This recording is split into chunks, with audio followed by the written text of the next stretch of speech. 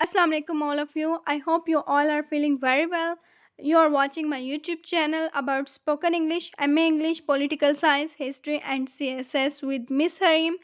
Or today I'm going to give you a lecture about some English sentences. You can use these English sentences in your daily conversation and these sentences will be very helpful to you in improving your English speaking. So let's discuss about these sentences. But better ये है कि मैं आपको start में कुछ phrases बता दूं या ये बता दूं कि आपने इंग्लिश को कैसे इम्प्रूव करना है अपनी।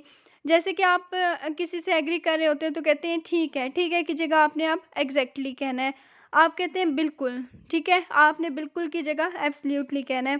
Dates so true, that's for sure, ये कुछ सेंटेंसेस भी आप यूज़ कर सकते हैं। आई एग्री 100%, मीन्स मैं टोटली एग्री करता हूँ तुमसे। I could not agree with you more, इस तरह के भी कुछ सेंटेंसेस आप यूज़ कर सकते हैं। टेल मी अबाउट इट, मुझे इसके बारे में बताओ। यू आर टेलिंग मी, तुम मुझे बता रहे हो। ये कुछ इनफॉर्मल सेंटेंसेस है। आई विल से कि मैं इसके बारे में कहूँगा या फर्दर कुछ एक्सप्लेन करूँगा। इसी तरह से the words we use frequently in daily basis are exemplified. For example, believe me, call me back as soon as possible, do me a favour please. अक्सर हम कहते हैं ना, हमें किसी की हेल्प चाहिए होती है या ऐसा काम जो कि हम खुद नहीं कर पाते, तो हम कहते हैं do me a favour please and give me a hand. I don't understand, I do not mean it, I decline. आप कहते हैं ना आई रिजेक्ट इट, नहीं, आप कहेंगे आई डिक्लाइन। अब ये कुछ सेंटेंसेस हैं। फॉर एग्जांपल, हम अक्सर कन्वर्सेशन में सेंटेंसेस यूज़ कर सकते हैं, तो ये काफ़ी एक इम्पॉर्टेंट चीज़ है क्योंकि आप शॉर्ट सेंटेंसेस से स्टार्ट करें। जब आप शॉर्ट सेंटेंसेस से स्टार्ट करेंगे तो ऑटोमेटिकली आप जो है लंबे सेंटेंसेस बना सकते हैं, लॉन्ग सेंटेंसेस आप स्पीक कर सकते हैं। और यकीन माने इतना डिफ़िकल्ट नहीं है, आपको पता चल जाता है आपने कहाँ पे कंजंक्शन यूज़ करना है, आपने कहाँ पे प्रेपोजिशन यूज़ करना है और किस तरह से आपने सेंटेंसेस को आपस में लिंक करके एक यानी कि लॉन्ग सेंटेंस क्रिएट करना है। तो जैसे कि यहाँ पर कुछ सेंटेंसेस हैं, आज हम इनको देखेंगे। आई डिडेंट रिकॉग्नाइज यू, मैंने आपको नहीं पहचाना। How do you do that, तुम ये कैसे कर लेते हो। ये भी मैं फर्स्ट रो जितनी भी है ना लिखी हुई है, फर्स्ट लाइन, ये सीक्वेंस के साथ आपको एक्सप्लेन करूँगी। You are such a dark horse, बड़े छुपे रुस्तम हो। हम कहते हैं ना कि भाई तुम जो हो इतने ज़्यादा इंटेलिजेंट हो और तुमने ये कर लिया, तो हम अक्सर ये कह देते होते हैं बड़े छुपे रुस्तम हो। उसकी जगह आपने कहना है you are such a dark horse. What do you think, what should I do, कि क्या ख्याल है, मुझे क्या करना चाहिए। स्टॉप टिकलिंग मी, यानी गुदगुदी करना बंद करो। अक्सर लोगों को नहीं पता होता कि गुदगुदी किसे कहते हैं इंग्लिश में या कैसे इसको कहते हैं, तो टिकलिंग कहा जाता है।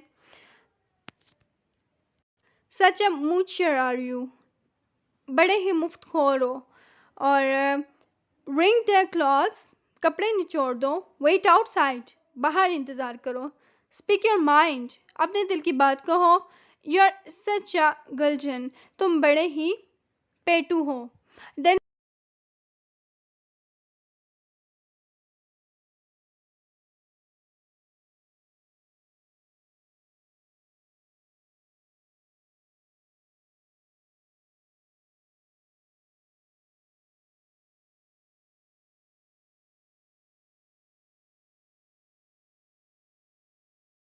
कामचोरी को श्रिंक कहेंगे। All the things are were at sixes and sevens in the room, कमरे में तमाम चीज़ें बिखरी पड़ी थी।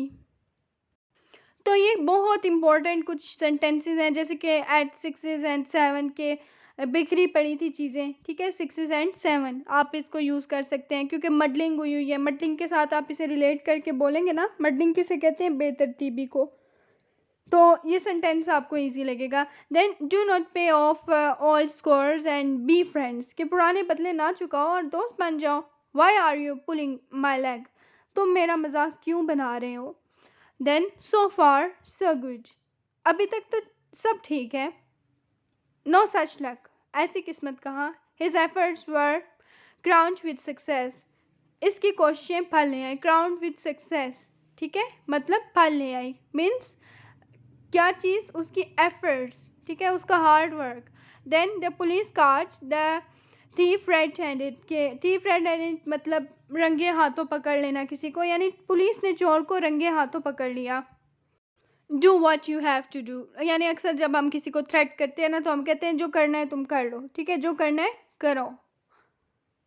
देन अब ये फिर लेफ्ट वाली रो में लिखा हुआ है, यानी पिंक साइड जो है ये पिंक रो में, कि डोंट ट्राई माई पेशेंस, अब मेरे सब्र का इम्तिहान मत लो। Look make bed over here, देखो यहाँ बिस्तर लगा दो।